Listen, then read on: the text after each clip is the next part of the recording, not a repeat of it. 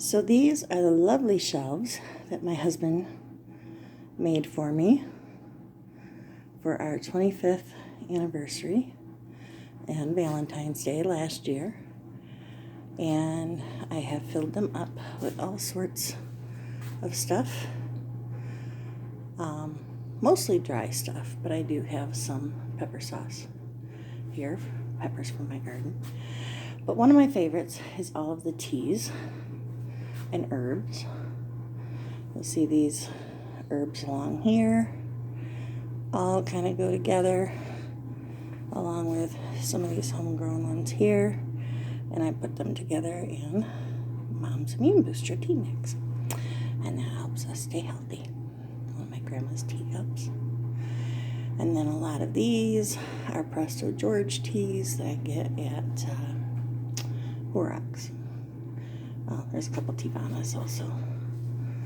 But anyway, so this is my lovely shelf, and I'm talking about tea today, so I thought I would share it. So what I'm talking about today is what I have found to be the best way to make sweet tea without sugar or honey or maple syrup, which, mind you, I don't mind sweet tea with any of those, but I'm not a big fan of this sort of stevia. My mom loves it, and she was gracious enough to give me some, but I find with this sort of a thing, there tends to be this kind of aftertaste that I'm not really fond of. So I found at Horrocks in their Presto George tea section the stevia leaf, and so I thought I would give it a try, and because I like it, I've now also decided to try to grow my own this year. I did grow a couple of plants that I bought last year, and I dried those, and I have those for when I run out of the Presto George ones. But for now, I'm stocked up on theirs, so I wouldn't run out. So I have 2 tea balls, and I just take this first one and maybe a half a tablespoon, not a whole lot, and I just put that in this first one. Doesn't even fill up the 1/2, and I hang that over here. And then today I chose the lemon zinger because this is one of John's favorites. I brew this up, and then I put it in the fridge to cool, and for him it's a very nice iced tea to have throughout the day. So I put 2 scoops in there.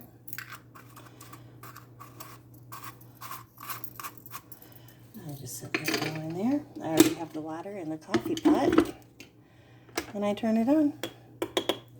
And that is a super simple pot of tea. I can do that with whatever flavor suits my mood that day. I can either use the immune boosting mix I talked about earlier, or there's some chais that I have that I like. There's a Tulsi red chai and a organic tiger chai. I don't know. I like a lot of the ones with the cinnamony, clovey sort of flavor to them.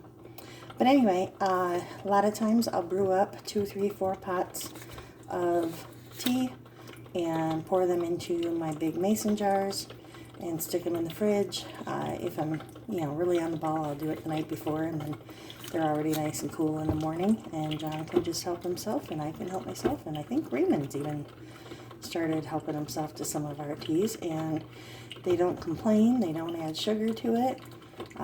It's a nice sweet flavor without the icky kind of aftertaste, and I have found this to be a fabulous option in replacing my cream and sugar with a little bit of coffee that I have been so addicted to over the years that did not help my diabetes.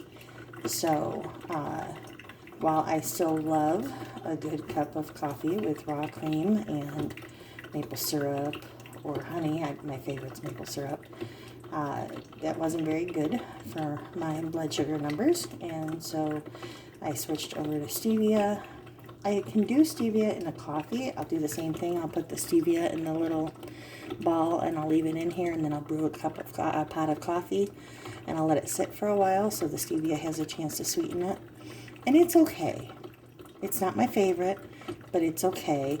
And I think after all these months of not having sugar, honey, maple syrup in my coffee or my teas, I think that I would find that to be a perfectly acceptable replacement. And that is one of my goals, is to keep my blood sugar numbers down this year. And this is a big step to it, because I used to drink probably 85% of my calories every day.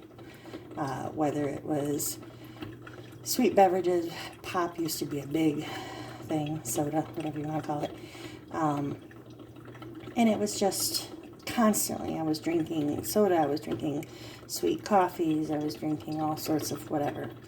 And so my big first step towards keeping my numbers under control, and eventually with the goal of getting off of insulin, is to